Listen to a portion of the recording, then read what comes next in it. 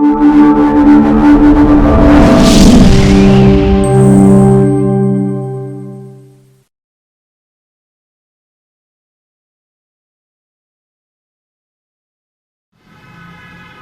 علیکم عزیز طلبہ، صلی علی محمد و آل محمد۔ اللہ کے پیارے نبی صلی اللہ تعالیٰ علیہ وآلہ وسلم نے فرمایا کہ جو مجھ پر ایک مرتبہ درود پڑھتا ہے، اللہ تعالیٰ اس کے نام اعمال میں 10 نیکیاں لکھ دیتا ہے اور اس کے 10 گناہوں کو مٹا دیتا ہے اور اس کے 10 درجے بلند کر دیتا ہے۔ اگر ہم یہ چاہتے ہیں کہ ہم اپنے نام اعمال کو نیکیوں سے بھریں اور برائیوں سے خالی کریں اور اللہ کے ہاں اپنے درجات بلند کریں، تو ہم پہ لازم ہے کہ زیادہ سے زیادہ درود شریف پڑھیں۔ عزیز طلبہ، آج ہم نے باب دوئم پاکستان کا قیام ہمارا سبق ہے، یہاں سے ہم شروع کریں گے۔ آپ اپنی پیج نمبر 19 نکالیں گے اور پیج نمبر 19 میں دیکھیں پہلی لائن، 1857 کی جنگی آزادی کے بعد مسلم اکابرین مسلسل اس فکر میں تھے کہ مسلمانوں کو باوقار، محفوظ اور پرسکون ماحول کیسے دیا جائے، کیونکہ 1857 کی جنگی آزادی کے بعد مسلمانوں پر مصائب و آلام کے پہاڑ ٹوٹ پڑے اور ہندو اور انگریزوں نے مل کر مسلمانوں کا استحصال کیا اور مسلمانوں کو ہر طرح سے دبانے کی اور ان کو پسماندہ کرنے کی کوششیں کی۔ مذہبی طور پر، معاشی طور پر، اقتصادی طور پر ہر طرح سے مسلمانوں کا استحصال کیا گیا۔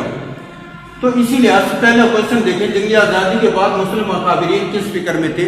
یہ غیر مشقی سوال ہے اور اکثر و بیشتر بورڈ میں بھی آ جاتا ہے۔ 1857 کی جنگی آزادی کے بعد مسلم اکابرین مسلسل اس فکر میں تھے کہ مسلمانوں کو پرسکون اور محفوظ اور باوقار ماحول کیسے فراہم کیا جائے تاکہ مسلمان آزادی کے ساتھ اپنے مذہب کے مطابق اپنی زندگیاں استوار کر سکیں۔ بر صغیر کے حالات کو دیکھتے ہوئے کئی مسلمان رہنماؤں نے بر صغیر کی تقسیم کی رائے پیش کی۔ ان کے خیال میں یہ اب ضروری ہو گیا تھا کہ مسلمان ایک علیحدہ خطے میں اپنی آزاد ریاست قائم کریں تاکہ وہ اپنے مذہب اسلام کے مطابق اپنی زندگیاں گزار سکیں۔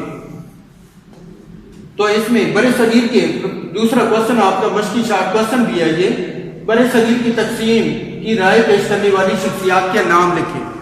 بر صغیر کی تقسیم کی رائے پیش کرنے والوں میں قائد اعظم محمد علی جناح، علامہ اقبال، سید جمال الدین افغانی، عبدالحلیم شرد، عبدالجبار خیری، عبدالستار خیری، مولانا محمد علی جوہر اور چودھری رحمت علی شامل ہیں۔ یہ مسلم اکابرین ہیں جنہوں نے یہ بتایا قوم کو بھی اور دیگر رہنماؤں کو بھی کہ مسلمان اس وقت تک پرسکون زندگی نہیں گزار سکیں گے جب تک وہ اپنی ایک علیحدہ مملکت قائم نہیں کریں گے۔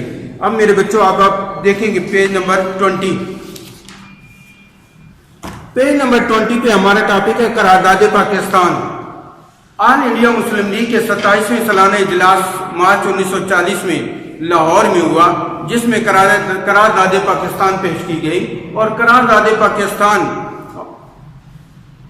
بھرپور طریقے سے منظور کی گئی اور یہ عہد کیا گیا کہ اس وقت تک چین سے نہیں بیٹھا جائے گا جب تک اس کو لائے عمل کو اس کے پائے تکمیل تک نہیں پہنچایا جائے گا۔ قرارداد پاکستان شیر بنگال مولوی فضل حق نے پیش کی اور قرارداد کا خطبہ قائد اعظم محمد علی جناح نے دیا، کیونکہ آپ ہی سالانہ اجلاس کی صدارت بھی کر رہے تھے۔ قائد اعظم محمد علی جناح نے نیکسٹ آپ کا مشقی سوال بھی ہے۔ قائد اعظم محمد علی جناح نے مسلم لیگ کے سالانہ اجلاس 1940 کے خطبہ صدارت کے 2 اہم نکات لکھے۔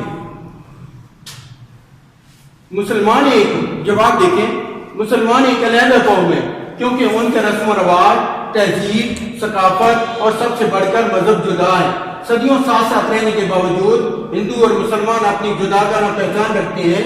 اگر ہندوستان متحدہ صورت میں آزاد ہوا تو مسلمانوں کے حقوق کی حفاظت نہیں ہو سکے گی۔ قائد اعظم کی دور اندیشی اور مدبرانہ سوچ کو دیکھیں کہ آج کے حالات اس کی صحیح عکاسی کرتے ہیں کہ ہندوستان میں مسلمانوں کو نہ مسلمان محفوظ ہیں، نہ ان کا مذہب محفوظ ہے، نہ ان کے جان اور مال محفوظ ہے، نہ ہی ان کے حقوق کی حفاظت ہو سکتی ہے۔ اس کا دوسرا نقطہ یہ تھا، برطانوی ہند ایک بر صغیر ہے، ملک نہیں ہے، اور نہ ہی یہ ایک قوم کا وطن ہے۔ یہاں کئی قومیں آباد ہیں اور ان کے مفادات علیحدہ علیحدہ ہیں۔ کیونکہ وہ الگ الگ مذہب کے پیروکار ہیں اور ان کے مفادات بھی الگ الگ ہیں، وہ اپنی جداگانہ حیثیت رکھتے ہیں۔ یہ تھا خطبہ صدارت قائد اعظم محمد علی جناح کا۔ قرارداد پاکستان پیش ہوئی اور اسی کے تحت مسلمانوں نے قیام پاکستان کے لیے سٹرگل شروع کر دی۔ اب آپ پیج نمبر 22 پہ دیکھیں۔ پیج نمبر 22 پہ قرارداد پاکستان کا متن میں آپ کو پڑھ کے سناتا ہوں۔ قرار پایا کہ آل انڈیا مسلم لیگ کے سالانہ اجلاس کی یہ مسلمہ رائے ہے کہ کوئی آئینی منصوبہ اس ملک میں قابل عمل اور مسلمانوں کے لیے قابل قبول نہیں ہوگا تا وقت یا کہ اس وقت تک کہ جب تک کہ وہ مندرجہ ذیل بنیادی اصولوں پر وضع نہ کیا گیا ہو، ان اصولوں کے مطابق بنایا نہ گیا ہو، یعنی جغرافیائی طور پر متصل وحدتوں جڑی ہوئے علاقوں کی حد بندی ایسے خطوں میں کی جائے کہ مناسب علاقائی رد و بدل کے ساتھ جن علاقوں میں مسلمانوں کی اکثریت ہے، مثلا ہندوستان کے شمال مغربی اور شمال مشرقی سے، ان کی تشکیل ایسی آزاد ریاستوں کی صورت میں کی جائے جن کی مشمولہ وحدتیں خود مختار اور مقتدر ہوں۔ نیز ان وحدتوں اور خطوں میں اقلیتوں کے اور ہندوستان کے دوسرے حصے میں جہاں مسلمان اقلیت میں ہوں گے ان کے حقوق اور مفادات کا مناسب تحفظ کیا جائے۔ یہ آپ کا شارٹ کوسچن نمبر 9 بھی ہے، مشقی شارٹ کوسچن نمبر 9، یہ جو پیراگراف آپ نے میں پڑھا۔ اس کے بعد قرارداد پر ہندوؤں کا رد عمل کیا تھا؟ قرارداد پر ہندوؤں کا رد عمل یہ تھا کہ ہندوؤں نے اس کا مذاق اڑایا اور قرارداد لاہور کو انہوں نے مذاق میں قرارداد پاکستان کہا۔ مسلمانوں کو یہ ان کا مذاق اچھا لگا اور مسلمانوں نے اسی اصطلاح کو اپنایا اور قرارداد لاہور قرارداد پاکستان کے نام سے اب بھی جانی پہچانی جاتی ہے۔ نیکسٹ ہے کرپس مشن 1942 کرپس مشن 1942 میں حکومت برطانیہ نے سر سٹیفٹ کی کرپس کی سربراہی میں ایک وفد بھیجا تاکہ ہندوستان کے سیاسی جماعتوں کے ساتھ مذاکرات کیا جائے۔ کرپس مشن نے ناکام ہوا اور سیاسی جماعتوں کو ایک نقطے پر وہ متفق نہ کر سکا۔ اس نے اپنی ناکامی کی ذمہ داری کسی جماعت پر نہیں ڈالی تھی۔ اسی دوران 1939 سے 1945 میں عالمگیر جنگ بھی ہوئی، دوسری جنگ عظیم بھی ہوئی۔ اب کرپس مشن کی تجاویز دیکھیں۔ کرپس مشن کی 3 تجاویز، یہ آپ کا مشقی سوال بھی ہے۔ نمبر 1، جنگ کے بعد برے صغیر تاج برطانیہ کے ماتحت ہوگا لیکن اندرونی اور بیرونی معاملات میں برطانوی حکومت دخل اندازی سے گریز کرے گی۔ دوسری بات یہ تھی کہ دفاع، امور خارجہ اور مواصلات سے مراد ٹرانسپورٹ، جس میں بحری اور ہوائی اور زمینی ساری ٹرانسپورٹ آتی ہے، اسے مواصلات کہتے ہیں، اور اس میں ریڈیو ٹی وی وغیرہ بھی شامل ہیں۔ اس میں تمام شعبے ہندوستانیوں کے حوالے کر دیے جائیں گے۔ تیسرا یہ تھا کہ اقلیتوں کے تحفظ کے لیے اقدامات اٹھائے جائیں گے۔ یہ کرپس مشن نے تجاویز پیش کی کانگریس، مسلم لیگ اور دونوں جماعتوں کے سامنے، لیکن دونوں جماعتوں نے اسے رد کر دیا۔ آل انڈیا مسلم لیگ نے اس بنیاد پر کرپس مشن کو رد کیا تھا کیونکہ اس میں پاکستان کے قیام کا واضح اشارہ موجود نہیں تھا، اور گاندھی اور ان کی سیاسی جماعت نے بھی تجویز کو مسترد کر دیا کیونکہ وہ صوبوں کو آئینی حقوق دینے کے خلاف تھے۔ نیکسٹ پیج دیکھیں، پیج نمبر 24۔ جناب گاندھی نے جولائی 1944 میں قائد اعظم کو ایک خط لکھا۔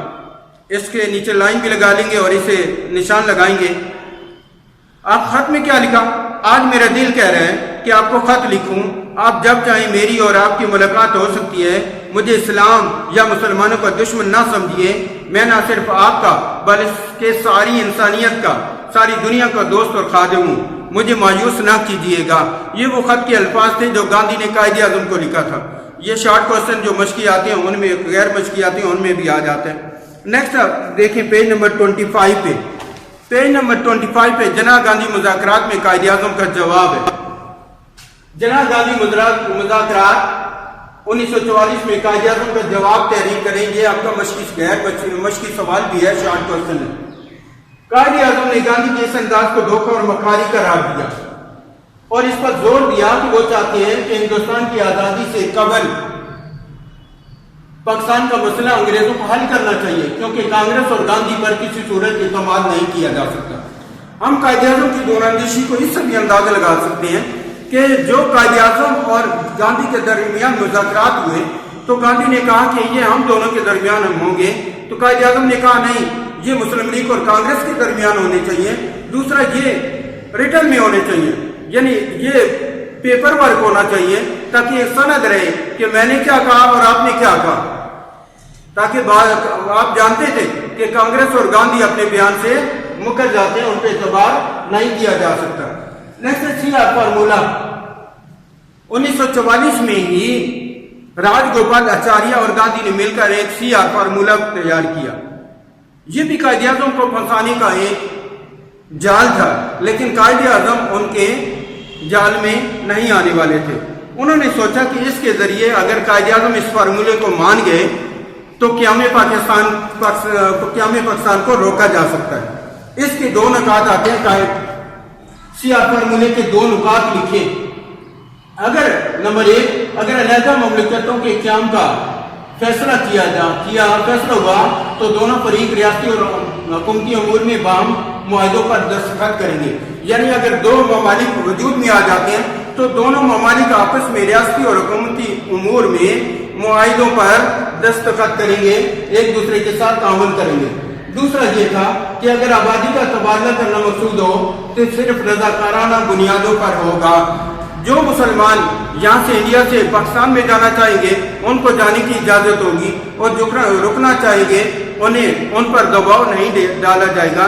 اسی طرح جو پاکستان کے علاقوں میں، پاکستان بننے والے علاقوں میں ہندو رہتے ہیں، اگر وہ یہ چاہیں کہ وہ ہندوستان کی طرف جائیں تو انہیں روکا نہیں جائے گا، اگر وہ رہنا چاہیں گے تو اس پہ کوئی مزاحمت نہیں ہوگی۔ نیکسٹ ہے ویول پلان کے 3 نکات۔ ویول پلان کے مطابق نمبر 1، مستقبل کا دستور تمام سیاسی جماعتوں کی مرضی سے بنایا جائے گا۔ نمبر 2، گورنر جنرل کی انتظامی کونسل بنائی جائے گی جس میں 6 ہندو اور 5 مسلمان نمائندے شریک ہوں گے۔ ان 5 مسلمان نمائندوں پہ بھی کانگریس اور مسلم لیگ میں کافی لے دے ہوئی، کیونکہ کانگریس کو بھی کچھ مسلمان جماعتوں کی سپورٹ حاصل کی، جن میں یونینسٹ پارٹی تھی، ملک خضر آزاد کی، مجلس آرار تھی اور جمعیت علماء اسلام ہند تھی۔ ان جماعتوں نے کانگریس کا ساتھ دیا، اور وہ یہ چاہتے تھے، کانگریس یہ چاہتی تھی کہ 5 مسلمان نمائندوں میں ایک نمائندہ کانگریس کی طرف سے مسلمان نمائندہ ہو، اور اس کے لیے انہوں نے مولانا ابوالکلام آزاد کو نامزد کیا، لیکن قائد اعظم ڈٹ گئے اور آپ نے کہا کہ کانگریس کا ساتھ دینے والے مسلمان جتنی بھی جماعتیں ہیں وہ مسلمانوں کی نمائندہ جماعتیں نہیں ہیں، مسلمانوں کی نمائندہ جماعت صرف مسلم لیگ ہے، اس لیے 5 نمائندے مسلم لیگ کے ہوں گے، 5 نمائندے مسلم لیگ سے نامزد کیے گئے۔ نمبر 2، گورنر جنرل کی انتظامی کونسل بنائی جائے گی جس میں 6 ہندو اور 5 مسلمان نمائندے شریک ہوں گے۔ نمبر 3، مرکزی انتظامی کونسل تشکیل دینے کے بعد تمام صوبوں میں انتظامی کونسلیں منظم کی جائیں گی۔ یہ تھا ویول پلان کے 3 نکات تھے۔ ویول پلان بھی ناکام ہو گیا اور اس کے بعد حکومت برطانیہ نے سمجھ لیا، اسے سمجھ آ گئی کہ بر صغیر کی تقسیم کے علاوہ کوئی حل نہیں ہے، اس لیے عام انتخابات کرانے کے لیے اعلان ہوا تاکہ یہ سوچا جائے کہ عوام میں کس پارٹی کی کیا حیثیت ہے۔ تو عام انتخابات 1945-46 میں کانگریس اور مسلم لیگ کا منشور، کانگریس کا منشور یہ تھا کہ جنوبی ایشیا کو وحدت کی صورت میں آزاد کیا جائے اور تقسیم کی کوئی سکیم قابل قبول نہ ہوگی۔ کانگریس نے قائد اعظم کو بھی زور دیا کہ مل کر جدوجہد کرتے ہیں، آزادی حاصل کرتے ہیں، اور باقی معاملات کو ہم بعد میں دیکھ لیں گے، لیکن قائد اعظم کانگریس اور گاندھی پر کسی صورت اعتماد کرنے والے نہیں تھے۔ آپ یہ چاہتے تھے کہ انگریز جانے سے پہلے، آزادی سے پہلے، یہ مسلمانوں اور پاکستان کا مسئلہ حل کر کے جائیں۔ مسلم لیگ کا منشور یہ تھا، مسلم لیگ چاہتی تھی کہ قرارداد پاکستان کے مطابق بر صغیر کو تقسیم کیا جائے، قرارداد پاکستان کے مطابق جنوبی ایشیا کو تقسیم کیا جائے اور ایک آزاد خود مختار اسلامی ریاست کا قیام عمل میں لایا جائے۔ یہ تھا میرے بچوں آج کا ہمارا ٹاپک تھا اور یہ ہمارا سبق تھا۔ یہ پیج نمبر 19 سے لے کر پیج نمبر 30 تک